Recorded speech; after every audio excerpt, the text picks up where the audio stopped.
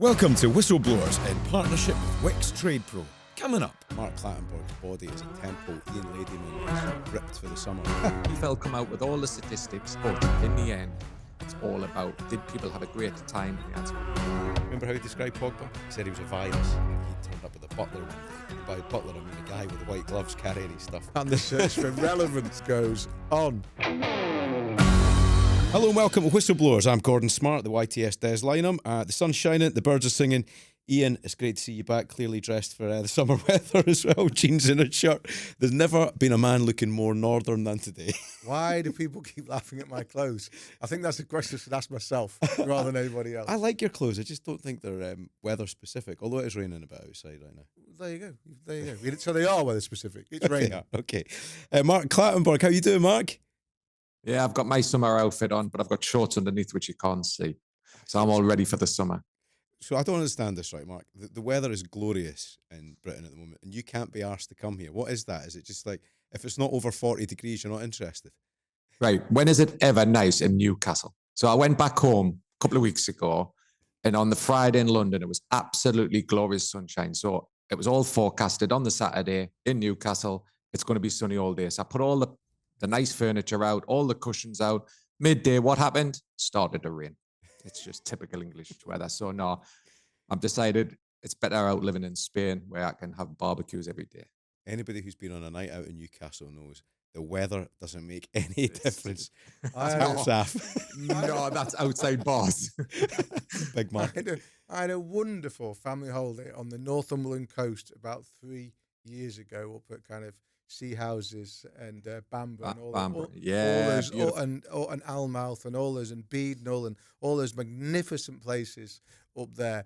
And it was kind of May time, and it was one of the few holidays I've ever been on when it was sunny and freezing cold every single day at the same time. But I loved it, by the way, and I would heartily recommend it. What a stretch of coastline that is. Listen to you two trying to get beaches. a job on Gloria Honeyford and Mark Clattenburg. Northumberland tourist board. Exactly. Yeah. What a travel show that would be. You pair in a caravan in the northeast. The set of golf clubs between us. That's all you need. Right, we're a couple of weeks into the Club World Cup. Ian, are you finally on board with it, or do you still think it's a bag of shite? I'm not on board with it because if I was, I would be watching it. There'd be people listening who think, well, you're the football editor of Mail Sport. You should be watching it, and I would understand that. And I'm across it from that point of view. But in terms of for my own pleasure, if you take myself out of the kind of orbit of doing the job that I do, would I have an interest in it? Have I got an interest in it? And the answer is still no. I'm afraid.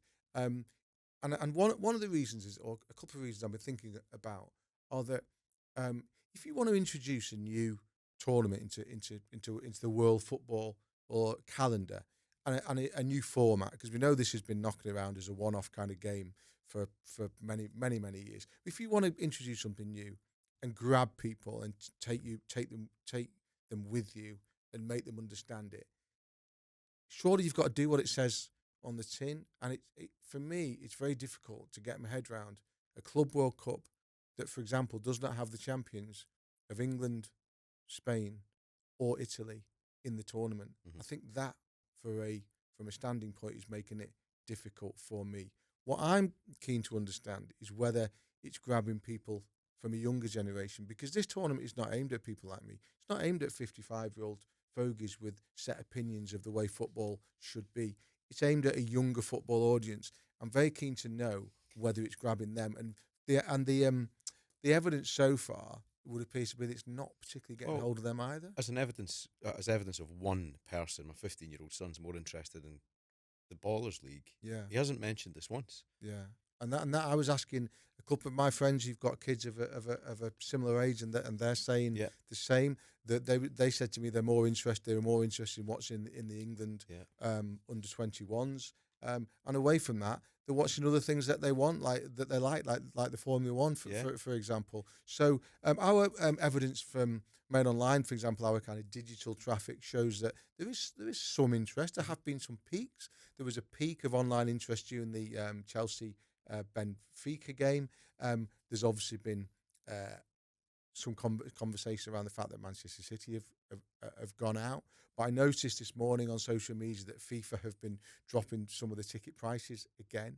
Ticket prices for the PSG buy-in game have been dropped by FIFA. So that would suggest that they're having to give it a bit of a rev up to get it going. So at the moment, I still don't quite see it, I must admit. A little bit of evidence in mitigation. Highest attendance in a stadium has been PSG Atletico, which was 80,619. Lowest attendance, Ulsan HD, Mamelodi Sundowns, 3,400. There you go.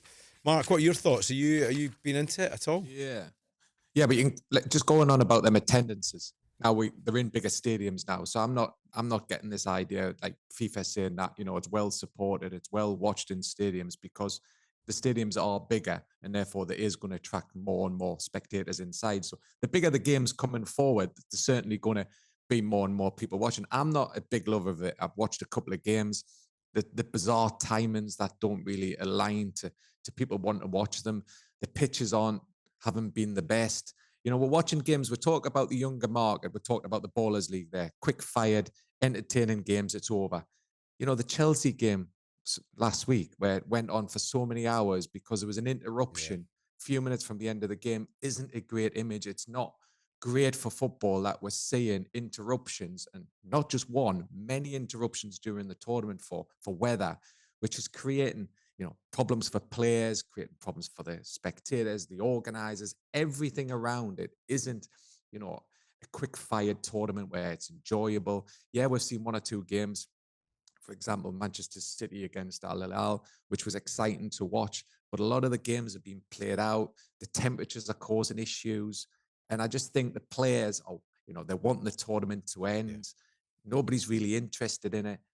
A lot of fans aren't interested in it. I think when it's finished, people will just breathe a huge sigh of relief. FIFA will come out with all the statistics and all the great, things that it's great about this tournament. But in the end, it's all about, did people have a great time and a great experience? And the answer would be no. Just one thing then, I'll give you a little bit more evidence. 11 matches below 15,000 in attendance, 423,000 empty seats reported so far. And in terms of viewing figures on telly, Chelsea v LAFC, 1.6 million viewers on Channel 5. That's a 15% share of the audience. So for people working in telly, they're delighted with that, anything over 10%. So you could argue that was a success. But that might seem impressive. But if you compare it, as Ian mentions, England under-21s in the semi, they got 1.8 million on Channel 4, which I think is quite telling, actually. 200,000 more people watched the England under-21s than watched that Chelsea game. And that plays to my point a little bit, which is, so this is new. People say, no, it's not. The Club World Cup's been around for decades, which it has.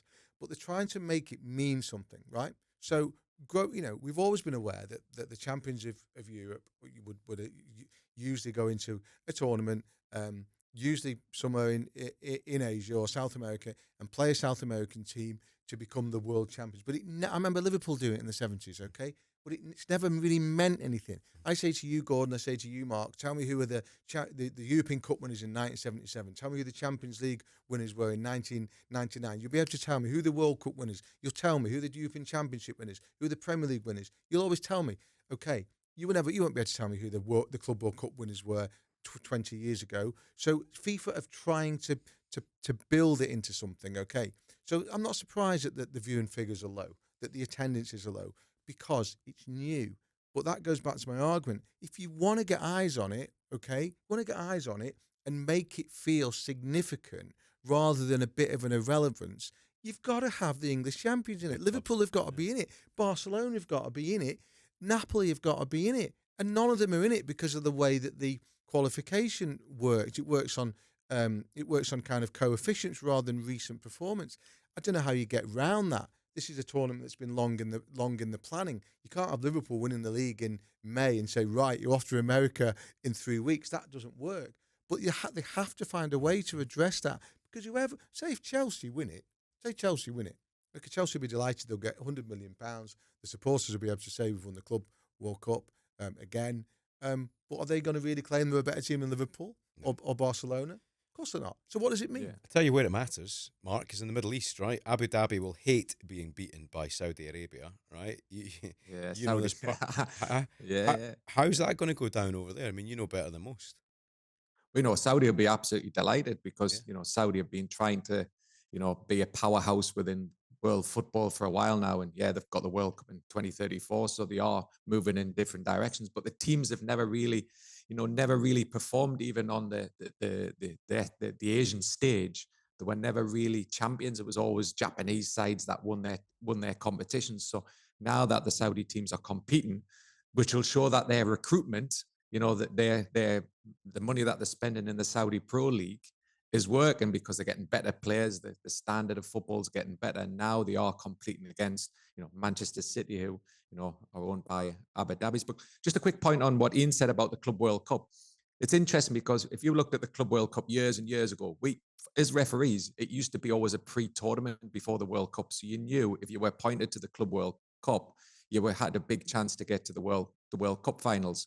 And it's interesting, the teams, it was just a mini tournament. The champions of each confederation, the lower coefficient on the confederation was always your teams from Australia or New Zealand, for example, which would be Auckland in this case. They would play a couple of games well before the teams like Real Madrid would come in, and they would play that one-off game, or Liverpool play that one-off game in, December if the temperatures were extreme. And that was a one-off game, done and dusted, and it was finished. Now, I understand what they're trying to do is they're creating more money, for the teams, 30, 40 million into the coffers of clubs is a huge, it signs a play. If you look at Delap, for example, at Chelsea, Delap's a free transfer. If you use the Club World Cup funding coming in, it's a free transfer. So clubs are looking at it like that, and it's generating. But is this gap going to get bigger, that the big clubs are going to get richer? And, we just talked there with Chris with Bournemouth. How are Bournemouth going to fight? They'll never, it's going to be really difficult. We talked about Leicester winning the championship, the Premier League, all them years ago. These teams like Bournemouth now, with the gap getting bigger with this Club World Cup, and only the elite teams are playing in it, it makes the gap going to be bigger and bigger going forward. And I do think, touching on what Gordon said, what you said there, Gordon, about City. I mean, Manchester City of Abu Dhabi losing to a Saudi Arabian side, that will have gone down like the proverbial shit sandwich in the City board. I mean, seriously, that is hugely embarrassing for Manchester City on a global scale. But in terms of their football, which is what really matters to their supporters, I think the Club World Cup could ultimately be seen as to have worked out perfectly for City. They've played in it for a fortnight. I think they'll come home within in the region of 50 million quid. But now Pep can get his players on the beach for a couple of weeks. And I no footballer ever likes to lose, okay? We know that. No football coach ever wants to lose. But once the embarrassment of losing that game has faded and the Premier League season starts in 6 weeks or whenever it is, I think that result could have a significant bearing on City's season, but in a positive way. Ian, I put it to you that the only winner here is Gianni Infantino. As always. Of course, round of applause for Gianni. Yeah, name on the trophy. Name on the trophy. It's amazing, isn't it? As somebody once said. Yeah, name on the trophy. Well, with that in mind, it's time to continue our hunt for Gianni Infantino's Club World Cup sticker. Last week we didn't manage to find him. In fact, I was so underwhelmed by that packet of stickers last week. It's questioned my whole faith in the Panini operation. I'm a big fan of it, and even now, my son's older. The notion of getting that sticker album is quite exciting, but I don't know if it's me getting older or it's just not that interesting. When Lewis Steele, our Merseyside reporter, opened that packet on last week's podcast, and he just went, haven't heard of him, haven't heard of him. He does it for a living. Haven't heard of him, haven't heard of him. It's his job, and he doesn't know. Extraordinary. Right, okay, so Ian, you're going to do the honours, right? So I'm going to pass you a packet of Panini stickers to continue our quest to discover Infantino. There you go. Should I? And I think we should also be honest. We should also do has the football editor of Mail Sport heard of these players or not? This is an amazing game. I think I'm prepared to be honest about this. Yeah. I could sit here and portray myself as some kind of worldly wide. Let's see if I can actually get the. I mean, the difficult part of this is not meant to be open in the packet. Isn't it? I really need to stop biting my fingernails. Right, here we go. Right, here we go. Well, they're tiny, aren't they? They're smaller than they used to be. Small as well. Okay, here we go. Well, the first sticker is just the Real Madrid club quest. A foilie. Is that so at least I recognise that one. Then we have Esteban Andrade, who I haven't heard of. We have a player called Gerardo Archiega, who I have not heard of. We have a player called Yasser Ibrahim, who I have not heard of.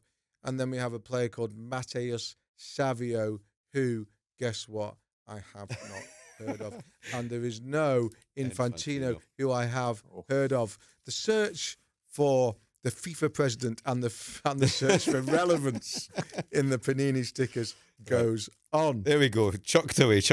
Right, we're going to talk about football becoming a reality show now. And I found this fascinating during the week. We're going to talk about the latest transformation of the game, not on the pitch, but on our screens. So broadcasters will now be allowed to interview players straight after they've been subbed. Cameras moving into changing rooms. Players and coaches will be mic'd up during training sessions.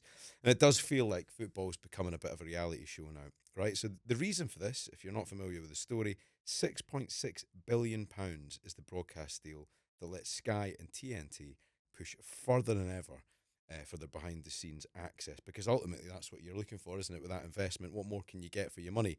But Ian, is this going to change your job, do you think? Because those stories that you might have broken in the past will now actually play out in front of us, and we'll hear it and we'll see it. From that point of view, no, because those things won't happen. Let's deal with that first. Which This was a story that was broken by Mike Keegan, Mail Sports chief sports reporter, a couple of days ago, about how once a season each Premier League football club will be required to allow rights holders, that's people like Sky and TNT and the BBC, etc., cameras into training to film a session. So far, so clear. However, the devil is always, with these things, is in the detail, and there was quite a lot of it in Mike's story. When you read about it, essentially, no surprise here, football clubs will have veto on the final edit. So nothing will be released to the public to be shown on TV that they do not approve of. So we won't be seeing the equivalent of Mario Balotelli and Roberto Mancini scrapping on the training ground at Manchester City. We won't be seeing Paul Pogba, who we're going to talk about later, arguing with Jose Mourinho at training at Manchester United. What we'll be seeing is what the clubs want us to see. So we'll see. And that doesn't mean it can't be interesting to a degree. I'm sure that especially younger generation viewers will be, because players will be some players, I think 5 per session, will be mic'd up. So they'll be able to hear what coaches are saying to players during training and some of the drills, and there will be people out there who will find that interesting. But in terms of genuine fly-on-the-wall footage, this, i.e., for example, the great Neil Warnock, Sheffield United film, which is still out there, by the way, on YouTube. And anyone who wants to really understand what fly-on-the-wall football footage is should go and watch it, because it's fabulous. Anyone hoping to get any of that is going to be disappointed. So that's the context of how I think this will play out. What about interviewing players as they come off the pitch after they've been subbed? I mean, I don't think there's a single footballer on the planet, Mark, who's happy about coming off, even if they're injured. Yeah, that's probably one of the worst situations, when a player's really disappointed about being substituted, and then he's got a microphone thrusted into his face just as he's being substituted. Doesn't work, and I'm not sure. I get what they're trying to do. They're trying to, like Ian said, hit a younger generation. They want more, insight into the game. But we talked, I think, last week about the Champions League, when the journalists and the media are allowed into a Champions League training session the day before the game. They're only allowed 10 minutes. Yeah. And what do? They just play a bit of keepy ball, because what clubs don't want to do is reveal tactics. So, the tactics are so important. We've even seen Arteta during last season, not telling the correct information to the media before a game, and he ended up switching it just before kickoff. So there's so much secretive and so much, things around team selection not done right till the last minute. Even I found out, and I found bizarre, because I would want to know if I'm playing. Some players don't even know till an hour and a half before kickoff that they're actually playing their actual game. So there's so much secretive around everything, including, you see training grounds now, they've got fences up, they've got hills, so none of the people can actually see inside the training, because, it's all that 1%. They can get the tactics right. That's what wins the games, and they're not going to want them tactics shown on TV. You see how tricky it's been for those post-match interviews as well. Like Postecoglou, Pep and Klopp have all been really tricky. That's a hard job, but again, as a reporter, Ian, how difficult would it be sticking a microphone in front of a player as they were dragged off the pitch? I mean, look, this is all about bang for the buck, isn't it? Yeah. You know, we know how much the broadcasters, the rights holders, pay for access to the Premier League, and they want more and more and more in return. However, I always work on the theory of only ever talk to someone or interview someone who you think there's a high percentage of saying something interesting to you. Otherwise, you're wasting your time. Okay. So, what's the percentage chance here of Joe Bloggs being hauled off with 20 minutes to go with a game at 0-0? What's the percentage of that guy saying something to you that A, he means, B, you can understand, and C, has any kind of real impact and has any impact on your enjoyment as a viewer? They've done it in other sports, by the way. Okay, I'm a rugby league geek. They do it in rugby league. They speak to each coach, for example, or a member of the coaching staff during the game. By and large, it's pretty useless. Even as I just watch rugby league as a fan. It's not really very informative. So again, I understand that I'm not the target audience here. Okay, this isn't aimed at me. Okay, but equally, I don't see how interviewing substitutes, you are just going to say platitude, just going to deliver platitudes. I don't see where it goes, and I would make a prediction now that this is one of those innovations that will probably be gone even as before we've even noticed it started. Mark, so if you were mic'd up then, right, to be heard discussing, a VAR decision, for instance, how would you feel about that? Or even mic'd up for the whole thing, because it works well in rugby union. Yeah. There's a lot. Like Ian says, there's going to be a lot of, there's got to be a lot of training around it. Some players are comfortable in front of the media. Some players aren't. So they're going to be handpicked who's going to be, given the microphone and trained. It's the same with referees. Referees are going through a lot of training now so that they feel comfortable when they're opening that mic out to the stadium. Yeah, it's all right speaking to a player, in your own, accent. But when you're opening the microphone out, you're trying to be as clear and precise as possible with your blood pumping from the decision that you've just made. So, yeah, I'm all for, opening the microphone up and giving the fans an insight into the game. You certainly couldn't have that microphone on during the game because, you would like you have in other sports when, spectators swear off, on camera, and all of a sudden the commentator comes on and apologizes for the language used. I think the poor commentators on our sport would be like apologizing every 2 minutes. That's because you lot won't get a grip of foul and abusive language. And I've talked to you about this before. If you lot got a grip of it on the field and started getting your yellow cards out more regularly and red cards, then we wouldn't have to worry so much about what the players are saying. That cultural shift needs to happen and needs to be led by the referees. I've said that to you before. And I agree with you partly because what happens at the top level, goes all the way down to the grassroots. I get that. It doesn't happen in other sports. One of the issues you've got in certain things that happen, a lot of the things, and I used to watch a game back and I'm thinking, how did I not see that player use some language? And it's because I've turned away, or I've, probably conflict management. I've just turned me back on a situation where I should have probably dealt with it head on and, dealt with it under the laws of the game. But a lot of the foul language is done when you've got players speaking, you've got a lot of crowd noise, and, fans see what they see on TV and think, well, you never dealt with it, but you don't actually always see it on the field of play. But I get your point. Referees do need to be strong on foul language, but I think it's less and less now, players, the dissent that I saw years ago, you remember the Roy Keane and Andy D'Urso situation where Roy Keane was in Andy D'Urso's face. We had similar situations that weren't. I think Ashley Cole and Mike Riley was another big example that wasn't dealt with and that let referees down, because when it gets to a certain level, they should be punished. Go on. I don't know if you've done it on the podcast before, but tell us your Jordan Henderson story. Come on. It's your best story. And his mum. Come on. Yeah, it was quite. Jordan's from Sunderland, and his mum and dad are from a village close to where the family house is in Seaham. And I've known Jordan for a few years, played for Sunderland, and I never had that against him, even though I'm a Newcastle fan, of course. And he was playing for Liverpool, and I'd sent him off the previous season against Chelsea, which was against Manchester City, which was potentially the title decider, and he ended up missing the rest of the season. And I saw him the following season, and we talked about his send off. He said, "Yeah, I deserve me send off." And he said, "My mum was the first person went out on my mobile phone, going crazy about it." So I knew he had a really close relationship with his parents.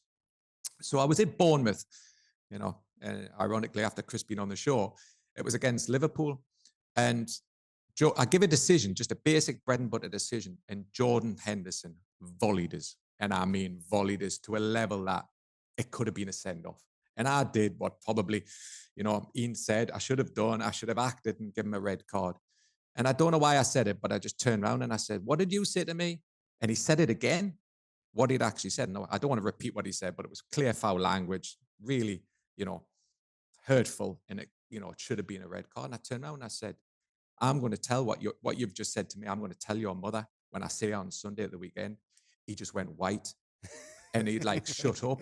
And I went, "Whoa, that worked." And I remember the assessor came into my dressing room at the end of the game. They went, "How did you calm Jordan Henderson?" I said, "It doesn't matter. I'm not going to say it." The power of the mother. The power of the mother. I love it. Yeah.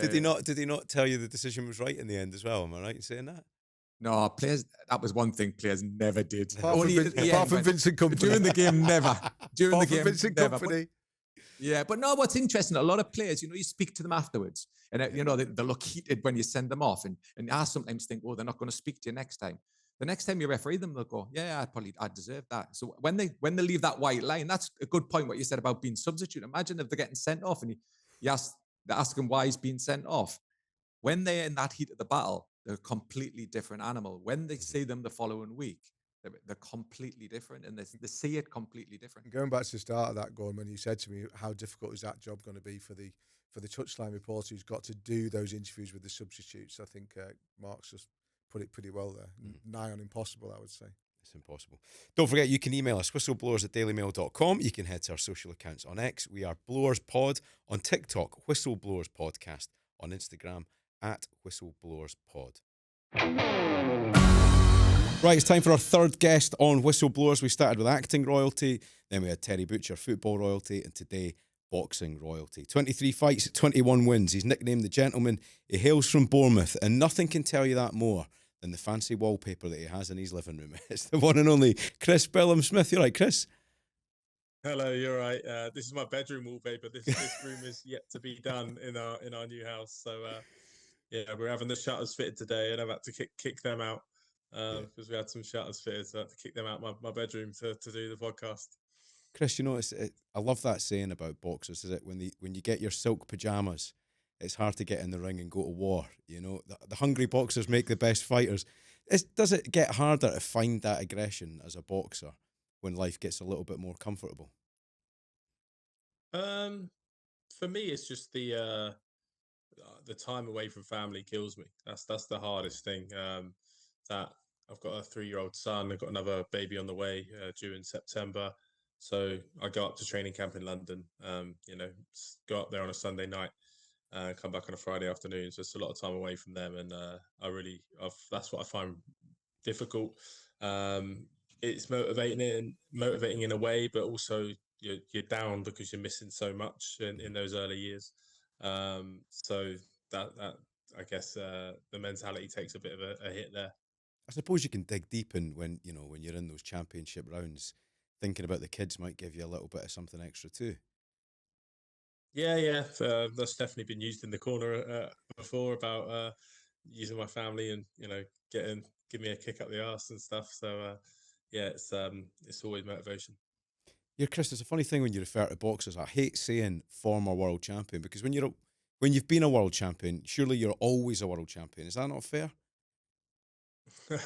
I think it's funny because someone, can't remember who it was, maybe a mate or someone in the gym's called me champ or said, "Oh, this," or I'll tell you what it was. It was my local coffee shop. They're like, "Oh yeah, Chris is, he's a world champion boxer." I'm like, "No, I used to be a world champion." Like, I think whilst I'm still in this sport, I'll always be a used to be, and I think until I win another title again, that's.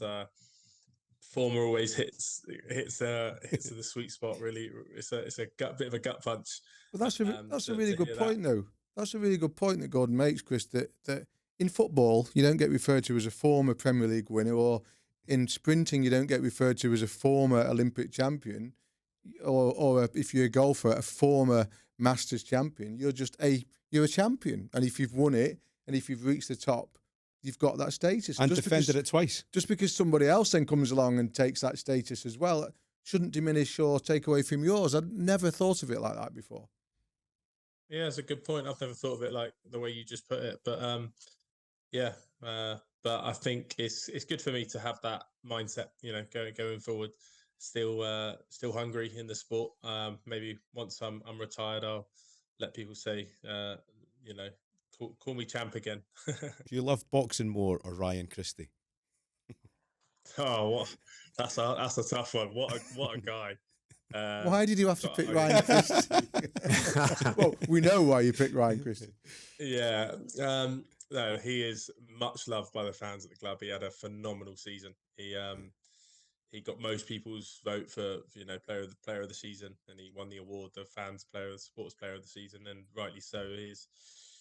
The difference in last season, the way he played last season to this season, like he was good the season before, but then the season just gone, he was just phenomenal, and carrying injury through most of it as well, which was even more incredible to hear. So I'm excited to see him back and firing on all cylinders.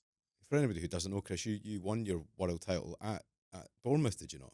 Am I right in saying that? Yeah. The Vitality. Yeah, the Vitality's. Yeah, that's where I beat Lawrence. So not only I've loved the club obviously for throughout my life, but for them to give me that opportunity and to win it there, that stadium will always hold a huge place in my heart to achieve a dream, which is one in a billion probably. That Bournemouth journey from almost going out of business to where they are now, top half of the Premier League, is a great story, and it's one that we know. But what are your first memories then of watching Bournemouth? Where were they? What division were they? What do you think of when you think of your first memories of watching the club play? The first game I ever went to was actually at Wembley. It was when we got to the Auto Windscreens Cup final and we lost to Grimsby on a golden goal. That the worst rule ever invented in football. It was heartbreaking. It absolutely broke me. I was a 7-year-old kid in Wembley. My 2 older brothers and my dad, and we went to the old Wembley when it was the 2 towers there, and I just remember being absolutely heartbroken. But yeah, that's the earliest memory I had. But then going to the old stadium where it was now, but turned 90 degrees, and there was terraces and that. And then when I had a season ticket, I was there for some pretty good memories. I had James Hayter's hat trick in 142 seconds against Wrexham. That was pretty epic. I was super close because my mate was a ball boy and he scored his last one in like the last minute. And I was talking to my mate who was a ball boy just over the fence as he scored his 3rd one just before we were leaving, basically. So, that was pretty epic. Now, Chris, you might not be able to see from this footage, right, but Mark Clattenburg's body is a temple. Ian Ladyman is ripped for the summer. And I know you're a massive advocate of high performance, looking after yourself.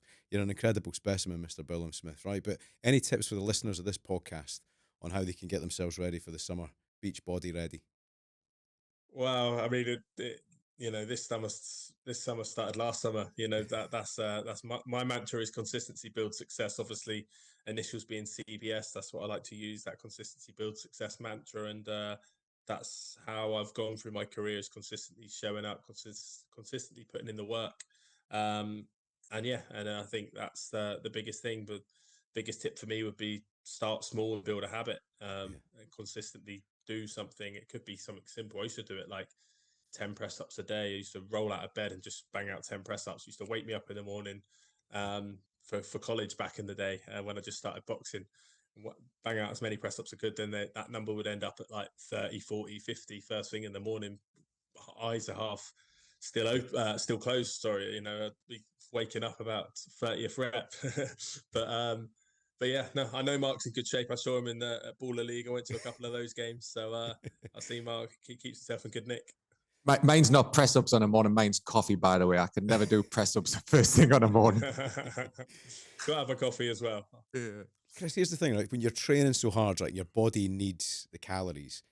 Have you got an Achilles heel? Like, is it not just really difficult to avoid the freezer and get a massive tub of ice cream out? What's the thing that could turn your head and break that consistency?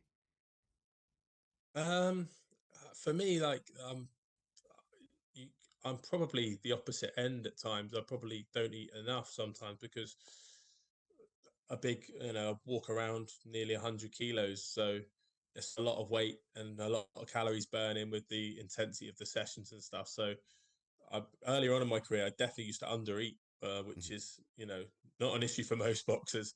And then I still have to make weight now. You have to cut down to sort of the 91 kilo mark, but I try and just keep it steady and keep it consistent, Mhm. and just I might have a little bit of dark chocolate in the fridge and just have that. I used to be terrible as an amateur, but that's because I cut off too much and be like scrimping like on. I'd have like one Weetabix for breakfast and with a little bit of milk, and then go the whole day and have like a chicken breast and some greens, and then I'd be like a couple of weeks out from a boxing match and want a biscuit, and like they'd be in the cupboard. I'd be eyeing them. I'd be closing the cupboard. I'd be opening the cupboard, be closing it, and then but then you just go, oh, one won't hurt, and then you have one, and then next thing you know, the packet's gone, and then so it's better, I find, to Yeah. one eat steadier and fill yourself up a little bit more. And Yeah. I've learned a lot more about nutrition, but yeah, that consistency is the key, and just everything in moderation. Now, Chris, just before we let you go, one last thing. If we were going to go down a rabbit hole of you fighting on YouTube, what's the one punch that you'd like our listeners to go and check out? The one you're most proud of landing? Oh, the left hook against Lawrence Okoli for the first knockdown. The tactics that took, months and months of drilling, and we knew he always dipped down to his right side when he sort of exits. Just before that round on the commentary, Shane goes, "Start dropping back now," and I drop back, and he misses with one left hook to the head, and then he throws a left. And he comes in again, he throws a left hook to the body, and I sort of stepped back both times. But after the second one, sort of just found that shot and knocked him down, and that turned the fight and changed changed the whole trajectory of the fight and my career. So yeah, that's definitely the one punch which I will never get bored of watching and listening to, 15,000 Bournemouth fans scream and jump out of their seats. Brilliant, Chris. And when you've finished stripping the wallpaper in your bedroom, when do we see you fighting next? Not sure yet. Hopefully, we'll have we're working on trying to get to the world champions. This all seemed a little bit tied up at the moment, but a couple of them boxed recently. So yeah, we're trying. We're working away. And yeah, if not, I'm off to New York to support Ellie Scottney next week, and she's on the Katie Taylor card, and that's Jake Paul's putting on that show. So I'll have a chat with him and see if he's about for some sparring as well. Excellent stuff. Bit of Jake Paul, give him a slap from us. Excellent. Chris Billam-Smith, thank you so much and all the very best. Whatever comes next, we're right behind you. Good luck, man. Cheers, gents. Take care. Thank you, mate. Good luck, Chris. Right, I want to talk about the mercurial talent, the one and only Paul Pogba. Graham Souness will be delighted to hear we're turning attention to him. The Frenchman recently signed for Monaco. He served an 18-month ban for doping, but he is back in the headlines like he has been for much of his career. Now, from his early days, I remember he was at United from 16, I think it was, wasn't it? 16 years old. Then Serie A dominance. Then they had that slightly, well, I'd say hugely frustrating spell actually at Old Trafford. And this is a fresh chapter in Monaco. Is the story about genius on the pitch, or is his story going to be about the pressures and pitfalls of modern day football off it? Ian, what do you think the legacy will be for Paul Pogba? It's about waste. That's what it's about, and that's not.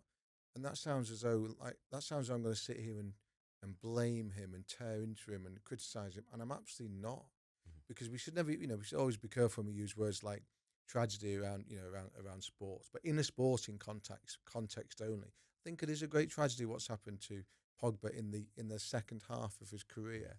And if I to put it into some context here, so he's 32 now. Okay, he's won 10 major trophies with club and country. Okay, with Juventus and with France and with Manchester United. He's won a World Cup. He scored a goal in a World Cup final. I was there in Moscow, 2018, when they beat Croatia. Okay, but only one of those trophies have come since 2018. Okay, he won Serie A endlessly with with Juventus. 4 Serie A titles. Yeah, he won, 2 Coppa things- Italias, 2 Super Coppas. Yeah. Yeah, things like the League Cup and the Europa League with Manchester United, and of course he won a World Cup with France. But the drop off in the second half of his career has been dismays me really. He's played. How about this for a stat? He's played in his career 289 league games. Okay, by amazing coincidence, Mo Salah has played only one fewer just for Liverpool. Okay, so this is a guy who, in 14 years as a professional footballer, since he made his first team debut for Manchester United, has only played 289 league games. He's played 91 times for France. So he's played almost a quarter of his football for his country. That is the way that his career has gone. And I don't know, sitting here right now, if I know another player who I could say that about. Yeah. It's extraordinary that a player so decorated, so successful for his country, so highly thought of in his own country, has absolutely dropped off the radar from a club level like I say, essentially since about 2018-19. And Mark, you've reffed him a few times, right? So Ian's seen him up close in a World Cup final, but you've actually seen him on the pitch a few times. Yeah, I didn't see him as a young Manchester United player. I think Ian, can relate to him better. I first came across him when he was playing for Juventus, and the first time was the semi-final against Benfica. And what I saw was it's like a waste of a talent. He's got one of them. He was powerful. He was strong, and he was dominant in the midfield, and he probably dominated in his young age. He dominated players. And that was his type of game.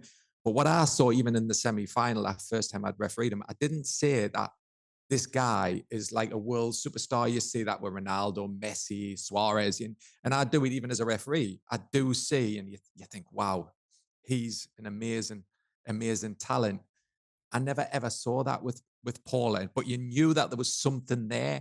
And I think there's an example where players don't get protected enough and looked after enough. Maybe the people behind him don't support him, because a lot of it isn't just the talent he's got. A lot of it is the mental side of the game. And probably Paul struggled with that, maybe the mental side of the game. And then the next time I had the privilege to referee him was in the big Euro 2016 final against Portugal.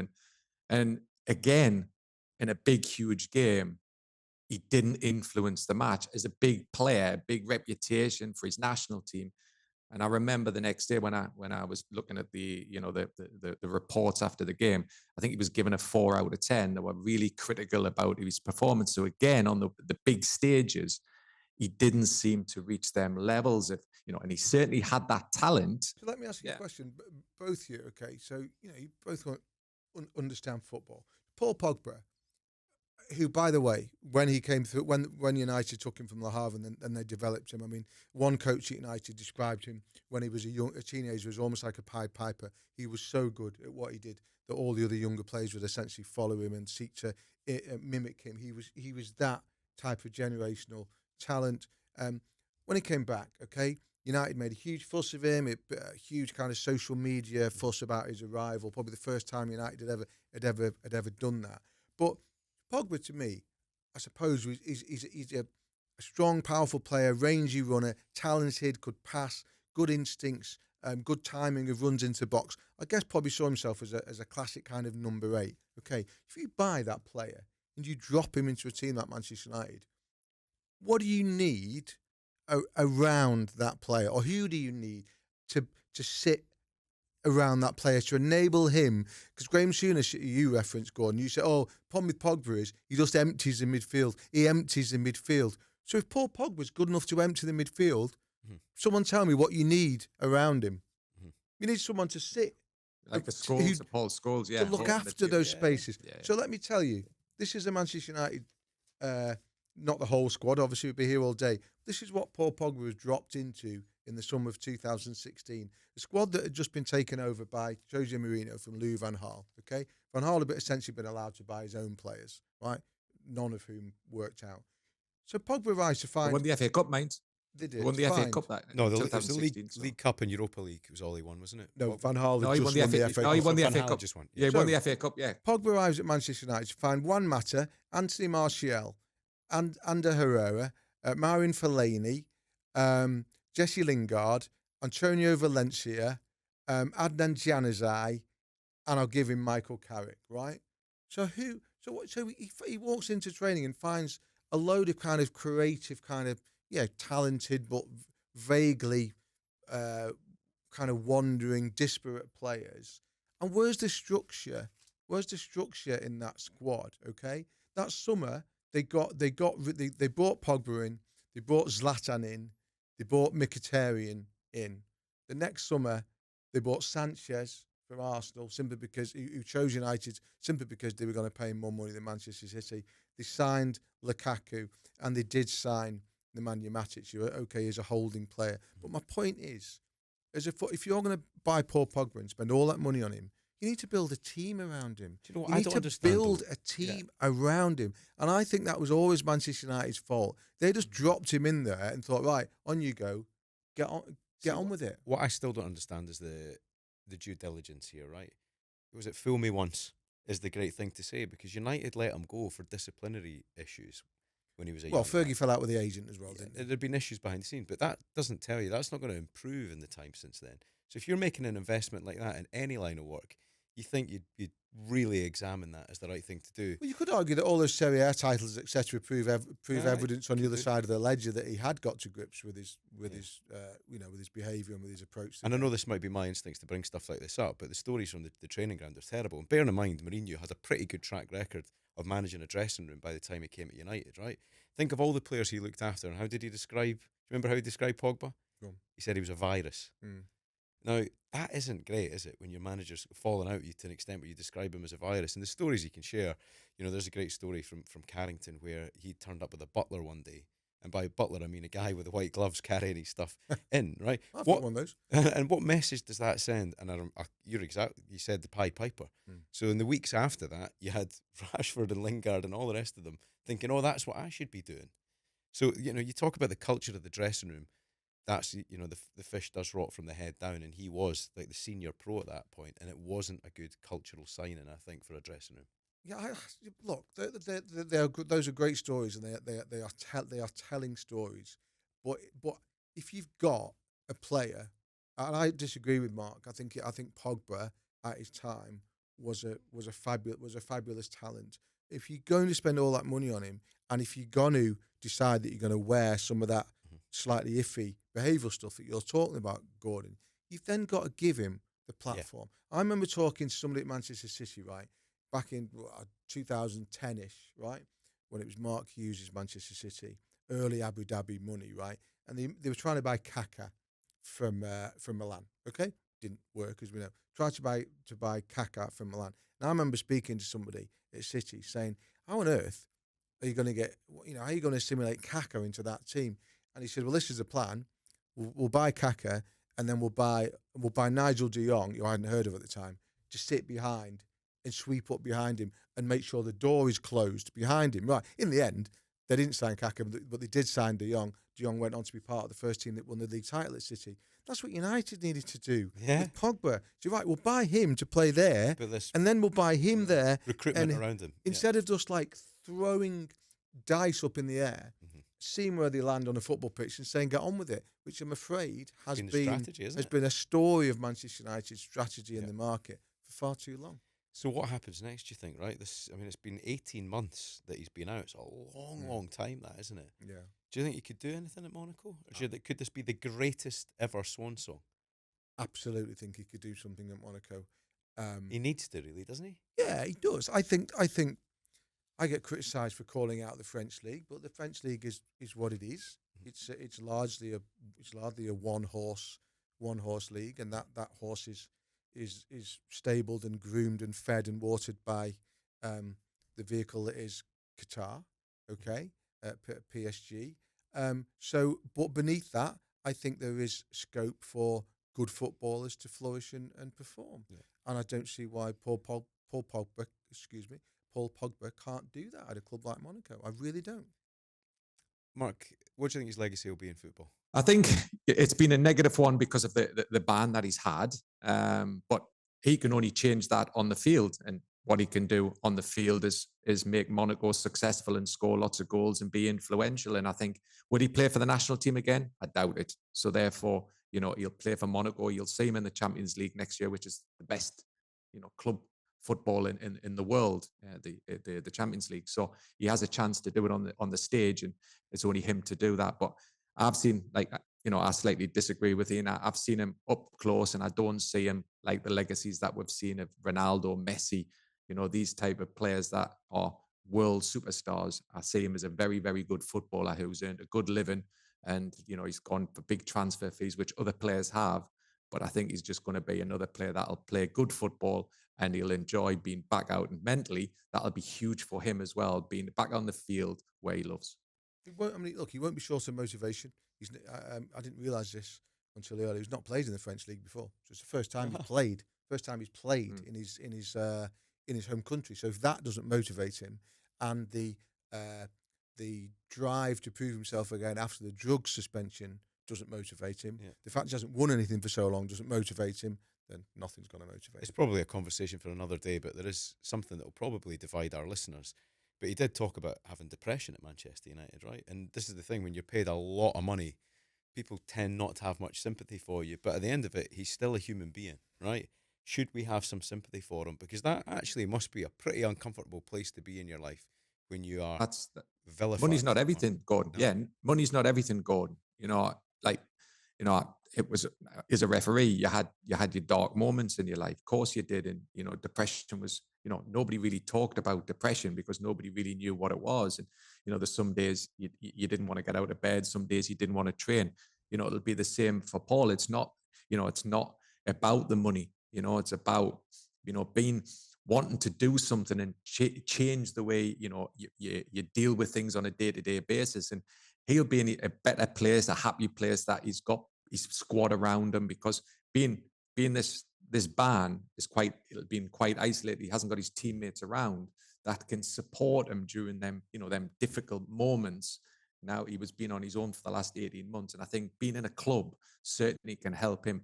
This is not about money. This is not about his salary. This is not about his wages. This is about Paul Pogba. And it's a great point that Ian made. He's never played in the French league before. He was a French superstar in that he's won a World Cup, and certainly runners up in the Euro Championships. That French squad was very successful, and he was a part of that. And now he can leave a legacy for Monaco and drive Monaco up the French league and do something positive. We're going to clip that a little bit up when Mark Clattenburg said, "Money isn't everything." Is it? Thanks for that, Gordon. That's a really good speech. Let's see your watch. Oh no, I've got a different one. I didn't deliver it. I was actually thinking that the one benefit of not having you in the studio today, Mark, was that I wouldn't have to sit here and watch you two compare your effing gadgets again, like you do at the end of it. And I'm sitting there. I don't even have a watch. I only know what time it is because I look at my phone. You two have got more Garmin watches and Fitbits. You got time on a Nokia 6210, have you? Yeah. So Ian, like yesterday, I sent my wife to the post office to drop 5 Whoop bands into Gordon's house. So you'll have 5 Whoop bands on his. I don't even know what that is. Ian thought you said Woodbines. Woodbines, yeah. I don't actually own it. I actually own a watch. I'm amazed that you get the time on that Nokia 6210, Ian Ladyman. Right, that is it for the latest episode of Whistleblowers. We'll be back on Tuesday for the next instalment. Until then, don't forget to follow us on socials. Email us as well, whistleblowers@dailymail.com. Your questions are brilliant. Please keep them coming. That's whistleblowers@dailymail.com. Social accounts, as a reminder, on X, BlowersPod, TikTok, @WhistleBlowersPodcast, Instagram, @WhistleBlowersPod. And that leaves us with only one more thing to do. Mark, if you don't mind making me deaf like you did last week, would you mind blowing the full-time whistle, please? I won't blow that whistle, but I'll use my other one because I left it in the studio last week. Thank God for that. Put it in the bin. If you want to watch more episodes of Whistleblowers, please subscribe to the YouTube channel. We'll keep you up to date all the way through the summer with everything that's happening in the world of football.